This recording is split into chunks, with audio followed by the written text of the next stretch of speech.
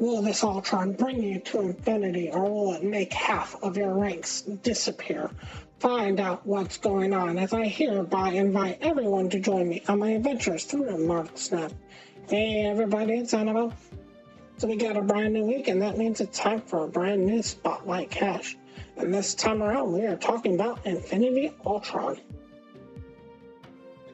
Infinity Ultron is the perfect hybrid between organic and inorganic material. Their entire body is a mix between a synthetic robot of organic tissue and vibranium, making it near indestructible. All of this got merged with a cosmic power to create a living being. The combination of the vibranium and the cosmic energy not only gave it life and an extreme large number of superhuman capabilities, it also gave them an immense intelligence, making it able to learn and adapt to everything quickly. Infinity Ultron was then used by Tony Stark to serve as a global peacekeeping program. Their objective was to protect the Earth from any and all domestic or extraterrestrial threats that might occur. However, after coming online, they slowly became a witness to the various atrocities and controversies committed and waged by humanity, and that this was how they always are. They came to the conclusion that humanity was the greatest threat, and something had to be done to stop them. The Ultron then managed to unleash an entire arsenal of weapons upon humanity, leading to their decimation. And when Thanos arrived, they effortlessly killed him. They then took all the stones and became aware of a greater universe. They then decided to take on the mission to bring this version of peace to all corners of the cosmos.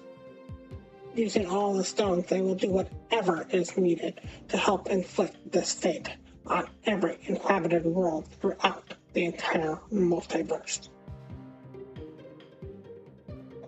Infinity Ultron succeeded in obtaining a new body, so it's completely devoid of any quirky human traits such as the burden of emotional conflicts. They have fully embraced the misguided viewpoint of eliminating humanity to an extreme, with no intent on stopping. Even after the merciless extermination of virtually all of humanity, they showed no signs of remorse and felt their bliss as they basked in the newfound peace, despite global destruction wrought on the planets.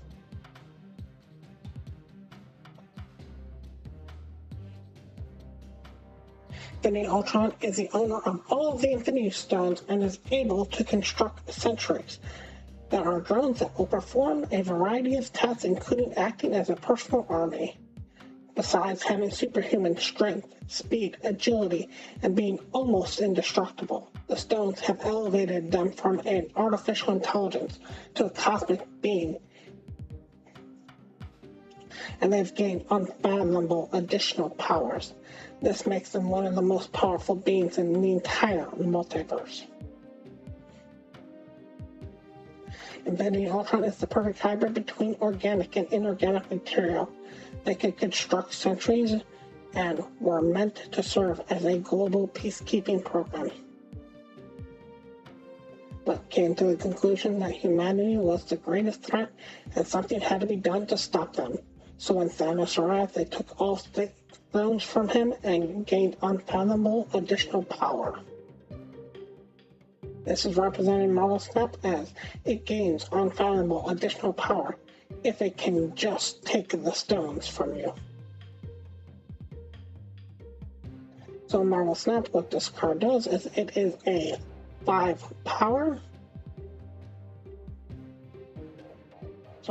cost, 6 power. With the description of on reveal, it'll add 2 unique Ultron stones to your hand. There are 6 stones, so we're going to go over all of this. But before I start going over this, let me just give you his ranking, and then I'll explain what's going on. My ranking for him is about a 2-star. And part of that just comes from the stones themselves. So the first stone that you will get from Infinity Ultron would be their Power Stone. And the Power Stone is a 3/2 that on reveal doubles Infinity Ultron's power. So basically what it does is it works like a Shuri but in reverse. So that's the first stone that you get. It's a Shuri but reverse. The second stone that you get off of them is the Time Stone for them, which on reveal will put a card from your hand to whatever location you play that Time Stone at. So it's basically the equivalent of basically playing down a Dracula. It'll pick a card from your hand and then it'll throw it down and will become basically adding that power downer. The third card that we have on this is going to be the Space Stone, which is a 3/4. That description says on reveal, move the lowest power enemy card here. So whatever place you play this stone, to the location of Infinity Ultron. So it basically almost acts like a weird version of Arrow, where it takes one card and it pulls it to Infinity Ultron's location. The next stone is the Soul Stone, which is a 3/3, which on reveal, for each of your full locations, give one of your cards there +2 power. So that's basically the equivalent of playing Elsa Bloodstone, where it'll give one of your full locations +2 power. And each of your full locations will get +2 power. So if your first location is completely full, that location, one card will get +2 power. If your second location is completely full, one card there will get +2 power. And if your third location is full, one card there will get +2 power. So it's a maximum of 6. Next card is the Mind Stone for Ultron, which is a 3/2,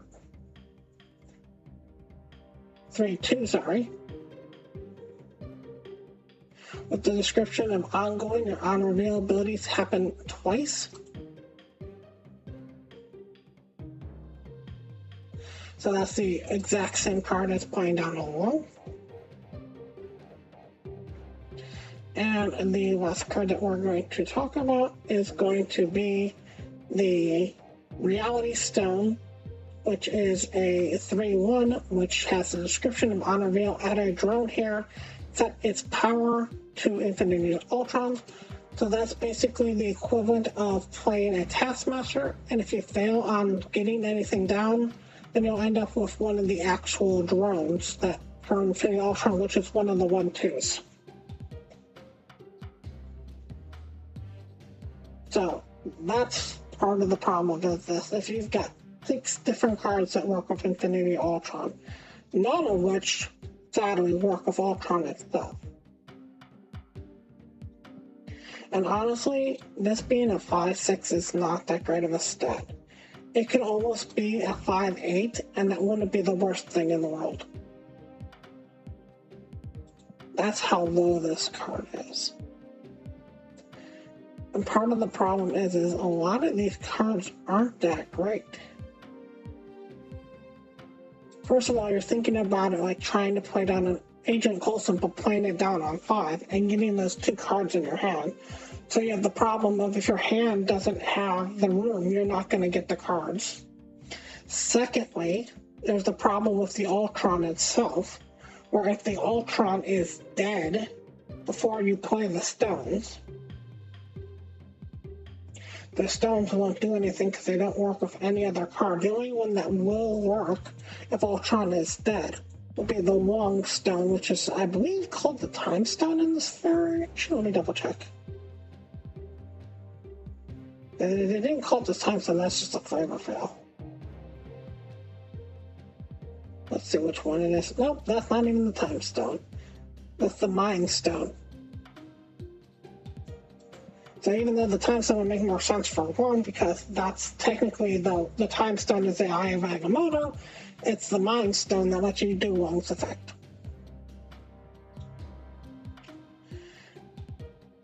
Next issue that I have with it is the fact that one of the stones basically pulls a card from your hand. But one of the cards that you can also get from it, one of the stones that you can also get from it, works best from your entire board being full. So if you're going into turn 5 and you're trying to play on turn 5, if you're hoping to get one of the 3 card combos, which is either the one that gets one of the cards from your hand or makes a drawing, then you can't basically have also the stone that works well when all of your spots are filled. And that's part of the problem, is just the fact that these 6 stones, there are some combinations where it just doesn't make sense, and it's really hard to set up some of these stones. So let's just say you knew for a fact that you were going to get the put a card down from your hand stone. So the same one that basically works as Dracula. So when you play this on turn 6, you get a different card from your hand down on that location. So you at least need 2 spots on that location to start with. And secondly, you need a card in your hand that's worth pulling. And because it's not always the highest card or not always the lowest card, if for some odd and inexplicable reason you also had a Psylocke in your hand because you're trying to ramp out the Ultron early, you could pull down the Ultron instead of, say, like an Infinite that you also put in your hand to try to make this work well. And that's the problem with that particular stone, is because you don't know which card it's getting. If it said to get your lowest, get your highest, get your get an even card, get an odd card, it'd be a little bit better. That's the same problem that kind of happens with the arrow.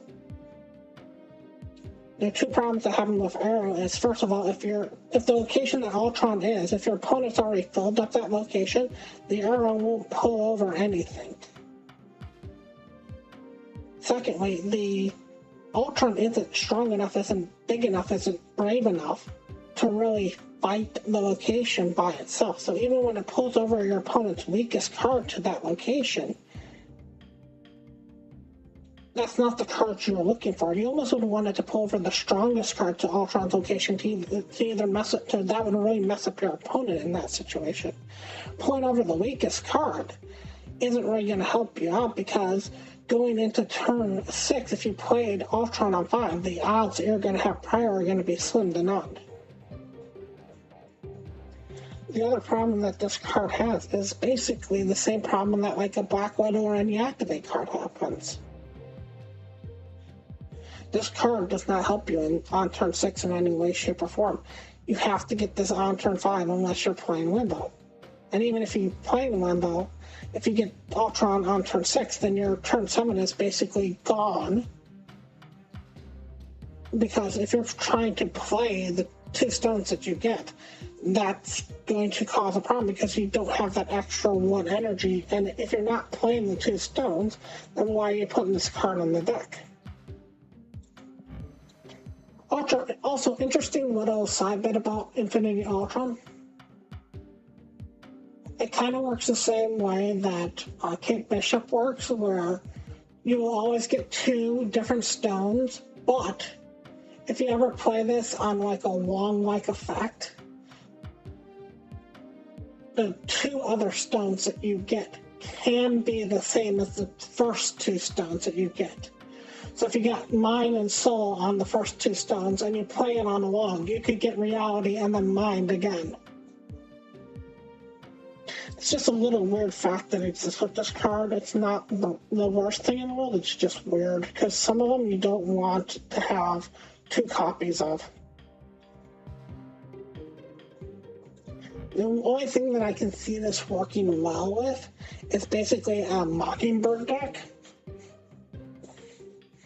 where you're basically trying to do a weird version of maybe like Mockingbird, almost Agent, Devil Dinosaur-ish deck and just play Mockingbird down late in the game for the power spike,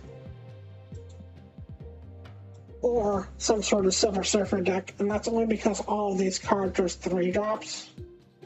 But even in a Silver Surfer deck, it's having a hard time, because if you're playing a Silver Surfer deck, you almost want to go 7 with the Silver Surfer. Because if you're going 6, you still want to play the Ultron on 5, and then you're playing a Stone and Silver on 6. And that's hard to pull off because then you're only using one of the 2 stones. And if you're going to turn 7, you've got to figure out how to get magic in there somewhere between turn 3 and turn 4. Because on turn 5, you really want to play that Ultron again. You really don't want to play the Ultron on 6 because it's going to be hard for you to play both stones on 7. This has such a tight window, and the problem is, with this card, there's so many things that I could see making this card better. Honestly, we'll start off with the easiest one, which is just the fact that if this was a 6/8, it'd be a better card. 6/5 just doesn't do anything. This dies to Gladiator. That's how weak this card is. It just goes poof to Gladiator. And even if you get the 2 best combos, okay, if you get the 2 best combos, you're looking at a 5/6. Let's say the best combo is double Ultron's power and then make another clone of it. You've got another 6 for the Ultron and another 12 for the clone. So basically, on turn 6, you put down 24 points worth of power, theoretically speaking. A little bit more because the stones have a little extra power on them. Turn 6, 24 power is not great, I'm sorry. Considering on turn 6, if you know what you're doing, you can easily pull out 40 power. And that's one of its best combinations. I just have an issue with how little this is giving power spike wise. I think it'd be better if it just chose one of the stones and activated that as soon as it came on the field. Pretty much all these are great for just Ultron to get on turn 5. If you gave almost all these powers to Ultron on turn 5, they wouldn't be that broken. Even the doubling of its power, a 5/12 on turn 5 isn't that broken. It's just so hard to know what you're going to get, and you can't. I'm not sure there is a deck out there where all 6 stones are good for that deck. No matter what deck you make, I think at least one of the stones is going to be a dead pull on you, and having a card in your deck that can give you something that's a complete dead pull for your strategy is just a waste of a slot. If this was a 15 card deck, if this was a 15 turn game, if you had 15 slots on the board, then maybe, just maybe, this would work. But as it is right now, I just think it's too much to try to figure out. I think somewhere down the road, this will get balanced because there's way too many knobs and levers not to balance this back out. But for right now, it's a little bit too little.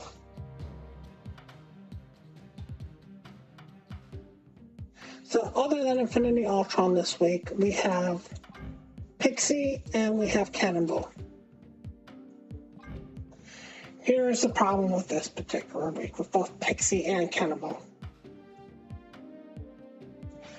Both Pixie and Cannonball are Series 4 cards.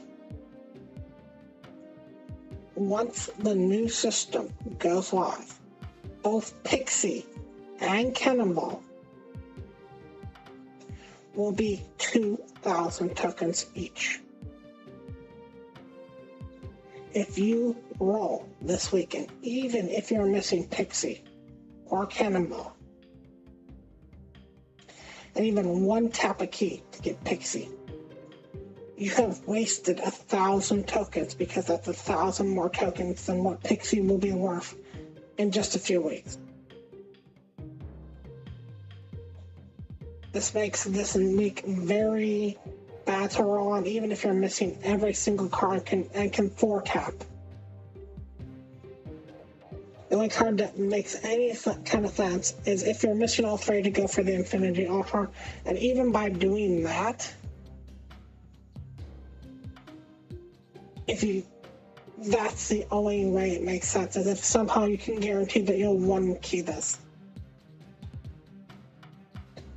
I will still have a roll because this is how I make content, so let's find out what's inside the box, but I want to make it perfectly clear that this is the worst idea you can do this week. Do not do what I'm about to do, but let's find out what's inside the box. Box says Infinity Ultron. We 1-tapped it. Awesome.